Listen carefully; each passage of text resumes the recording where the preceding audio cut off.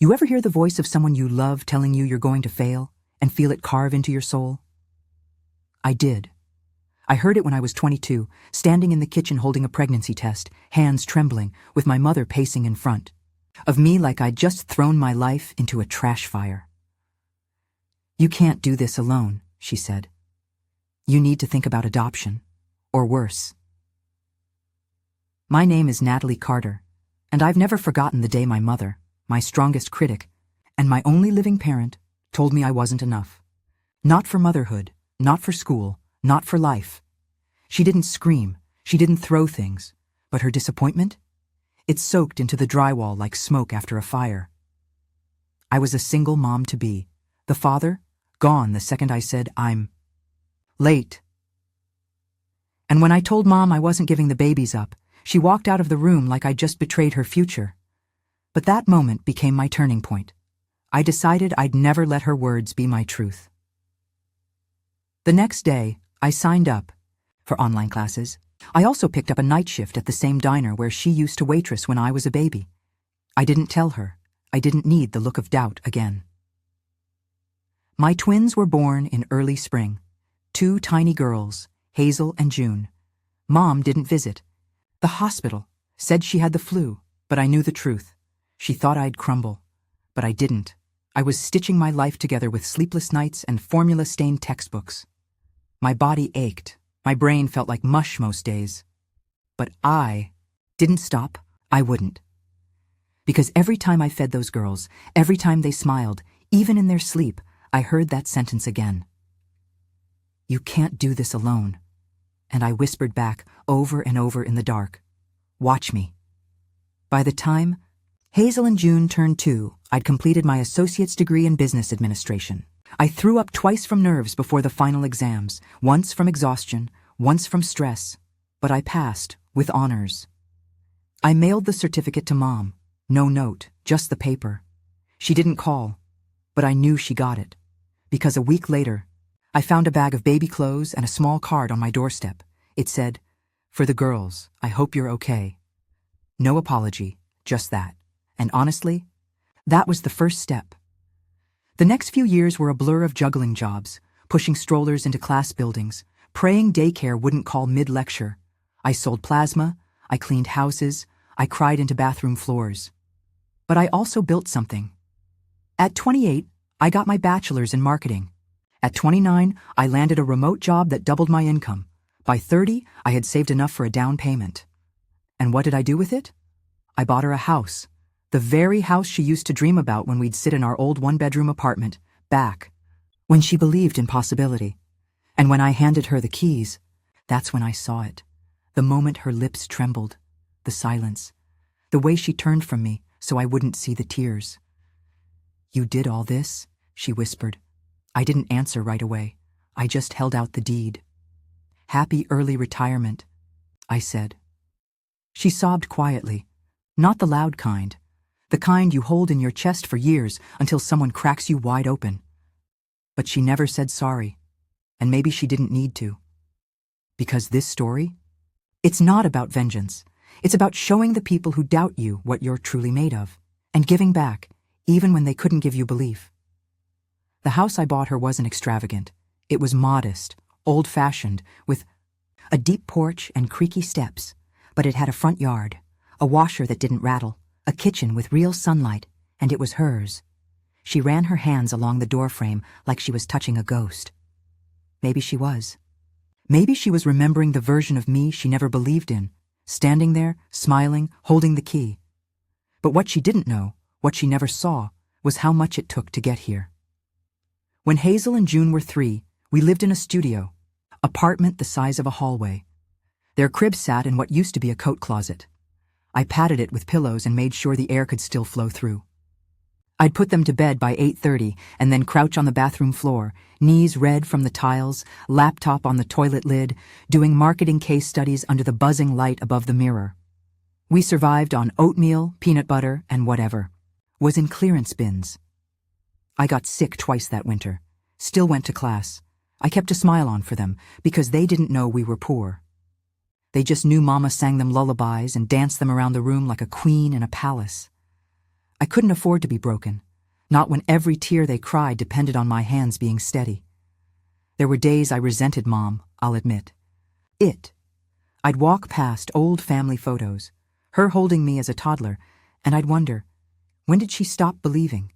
When did the woman who raised me with so much fire decide I was too weak to carry any of it forward? She wasn't cruel. She just gave up. She'd tell people I was going through a phase when I went back to school, that the twins were a mistake, but a sweet one. I heard those words from her church friend at the grocery store once. My throat closed so tight I couldn't even respond. I just smiled. But one night, when the girls were 4 and I was up filing marketing copy at 2 a.m., Hazel walked out of the closet room holding her blanket, blinking at me. "Mama, are you studying again?" "Yeah, baby. Go back to sleep." "Are you gonna get us a house?" That was the moment I knew I couldn't quit. Because even at 4, she saw what I was trying to do. A year later, I walked across the graduation stage with the girls in matching yellow sundresses. They clapped like maniacs. The dean bent down and asked who they were clapping for. "Our Mama," June said proudly. "She's magic." I thought about those words every time I felt like less. Every time I stood in line for food stamps while wearing a pressed blouse to look like I didn't need them. The job I landed after graduation was a freelance digital marketing gig. It wasn't glamorous, but it grew. Month by month, I stacked contracts. I started a small agency, built a client base. 1 client turned into 5. 5 turned into 15. And suddenly, we were okay. We didn't just survive, we lived. I didn't buy brand names, but I bought birthday cakes. I didn't buy new cars, but I bought gas for road trips. And I paid off every cent of my student loans within 4 years. And all of it, every dollar, every ounce of strength, I owe to those nights on the floor. And those 2 little girls believing in their tired, overworked mom. I didn't bring my mom to the graduation. She wasn't ready then. But I sent her a photo. Me in cap and gown, the twins on my hips. She didn't reply. Not that day. But I think it started something in her. Because 6 months later, she showed up with a casserole. Said she just happened to be in the area. I knew what it really was. She was trying, quietly, carefully, awkwardly, but trying. And for someone like my mom? That was loud enough to count. Mom stayed that afternoon, sat stiffly on my second hand. Sofa, her casserole dish balanced on her knees, watching Hazel and June run barefoot in the backyard. She didn't say much. Just looked around the apartment like she was trying to find traces of the daughter she remembered. There were none. That daughter, the one who stayed quiet, who asked for approval before breathing, was gone. I offered her coffee. She said yes. She didn't comment on the chipped mugs. Didn't mention the fact that my furniture didn't match or that the floor creaked. Instead, after a long pause, she glanced toward the girls and said, "They're happy." I nodded. "They are." Another pause. "You're doing well." It wasn't a compliment. Not exactly. But it was more than I'd ever gotten. I wanted to ask her why she doubted me so much. Why she told people I was unstable. Why she treated my daughters like burdens she didn't ask for. But I didn't. Because something in her eyes that day looked different. Softer. A little ashamed. The truth? My mother had always been a woman who swallowed her pride and called it strength. She didn't apologize. She didn't cry in front of people. And she definitely didn't hand out "I'm proud of you" like candy. So I let her sit in that quiet. And then I said, "I'm putting a down payment on a house next month." She blinked. "For you and the girls?" "No," I said. "For you." She stared at me like I'd said I was moving to the moon. "I know you hate the apartment you're in now," I continued. "You've talked about wanting a garden, a place where the windows don't leak and the hallway doesn't smell like mildew." Still, she said nothing. I stood, grabbed the manila folder from my desk drawer, and placed it in her lap. Inside was the listing. 2 bedrooms, small kitchen, wraparound porch. The kind of place that didn't shout for attention, but whispered peace. Her hand trembled slightly as she opened it. She looked at me. You're buying this? For me? I nodded. Her bottom lip quivered, but she bit it hard like she was trying to punish the emotion before it showed. Still, her voice cracked.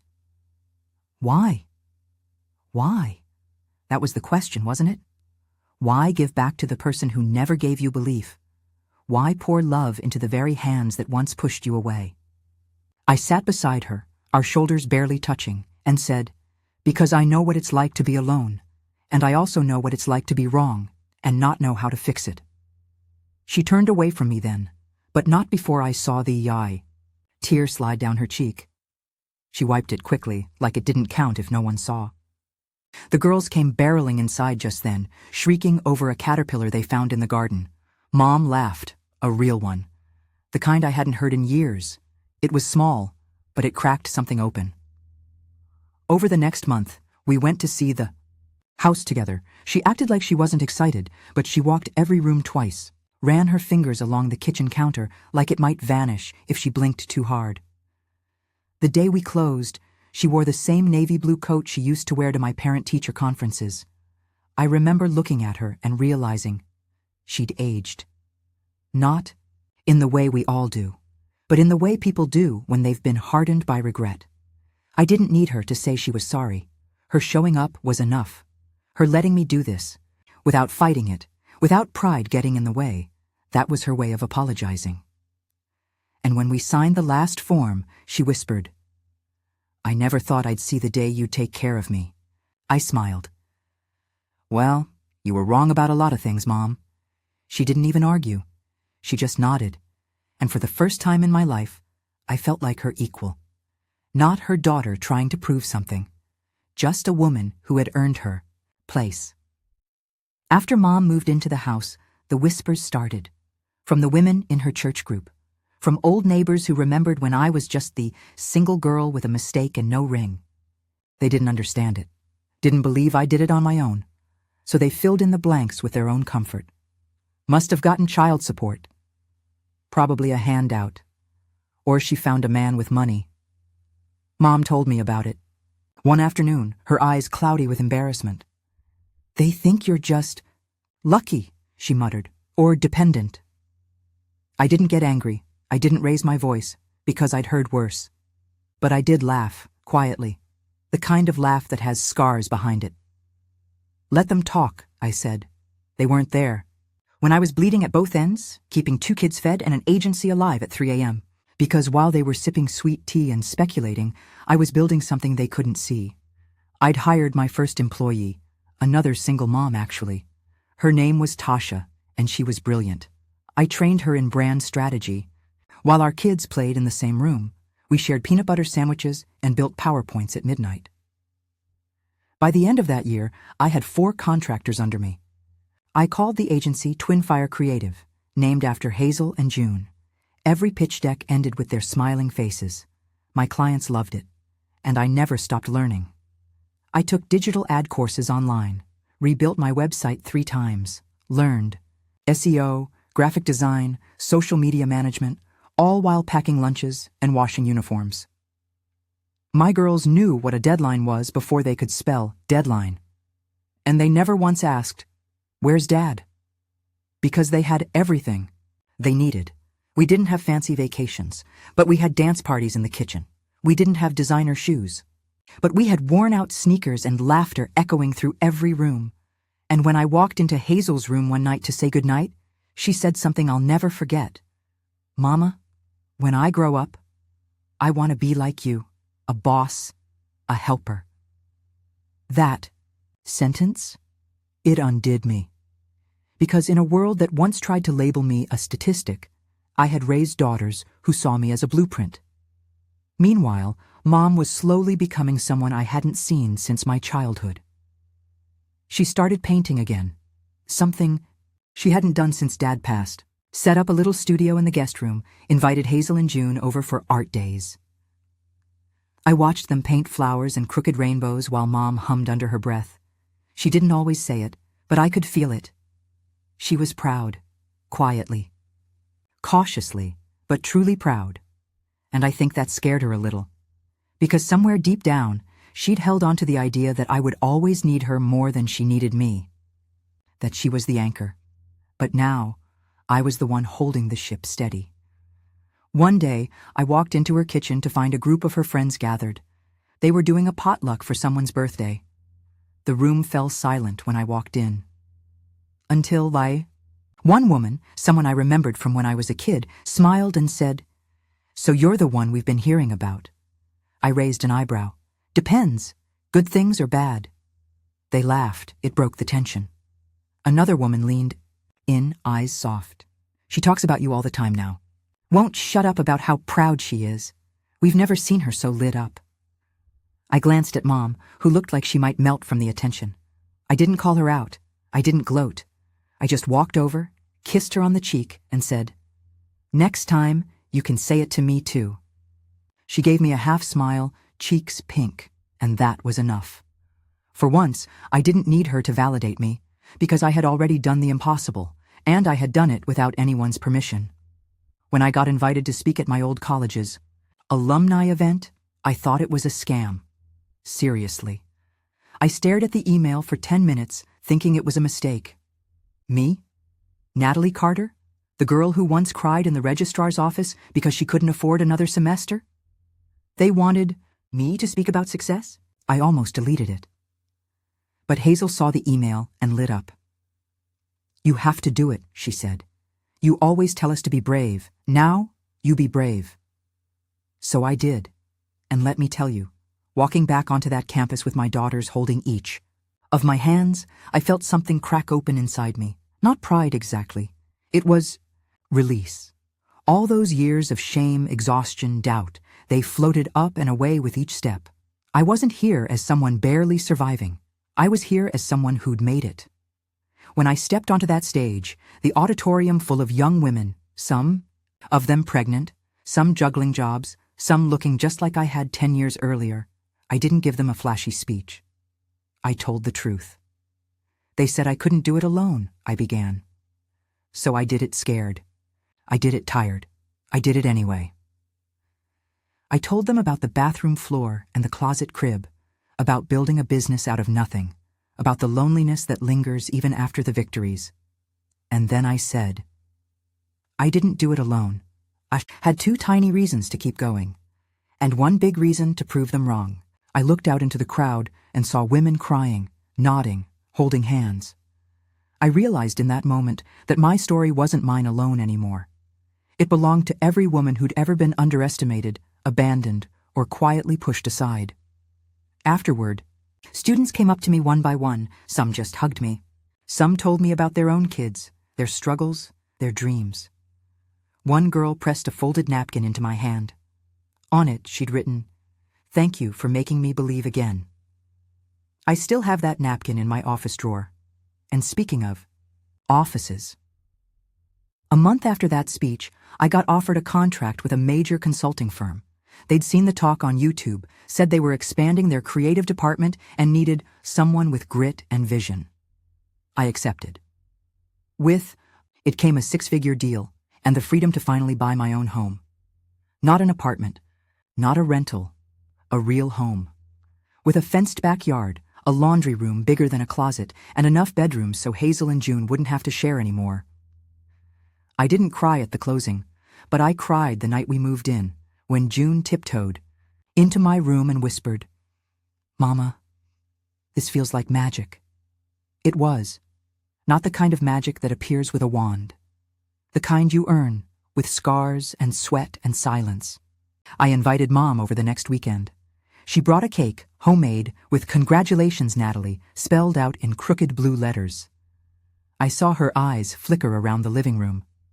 She didn't say much, until we stood out on the porch, looking at the sun beginning to set. "I didn't believe in you," she said suddenly. "Not really, not back then." I stayed quiet, but I do now. I've never been more wrong in my life. It wasn't a full apology, but it was real, and real was enough. I turned to her and said, "It's okay, Mom. You didn't have to believe in me. I did." She reached for my hand. We stood there for a long time. No more battles, no more proving anything. Just two women, finally seeing each other fully, flawed, tired, and human, but stronger than either of us had ever imagined. A few months after, we moved into the new house. I hosted Thanksgiving for the first time. It wasn't extravagant. Just a few neighbors, the girls, and Mom. The table was mismatched, the dishes were a little chipped, but everything was warm and full, especially the room. Hazel and June helped me cook. June nearly set the rolls on fire. Hazel dropped mashed potatoes on the floor, and the kitchen was chaos. But it was ours, the kind of chaos that feels like a heartbeat. Mom arrived wearing that same navy blue coat she always did, holding a pie tin and an old photo album I hadn't seen since high school. "Thought you might want this," she said, handing it to me at the door. Inside were pictures I forgot even existed. Me in my school uniform, holding a science trophy, cradling a baby doll, grinning at the camera with a crooked front tooth. Photos she'd kept, quietly, privately, as if some part of her always held on to the pieces of me that she couldn't express aloud. Dinner was messy and beautiful. Hazel gave a long, dramatic thank you speech that included her stuffed bunny. June offered a prayer that ended in giggles. Mom didn't say much through the meal, just watched, studied me, studied them. After dessert, I found her sitting alone in the living room, flipping through that album again.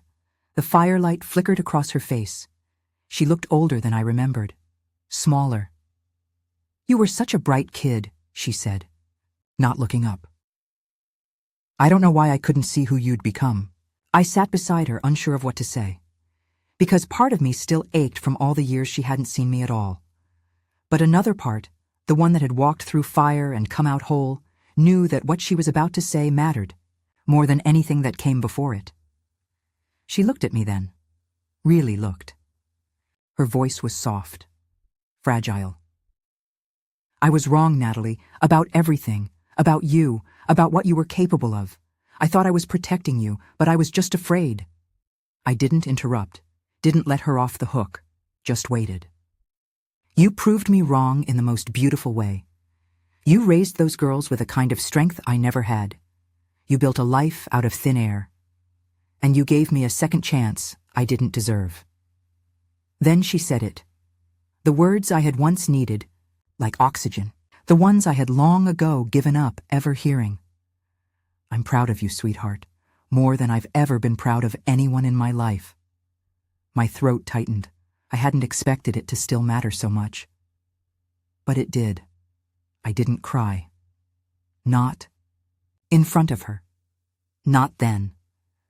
I just leaned my head on her shoulder, like I used to when I was little. She didn't flinch this time.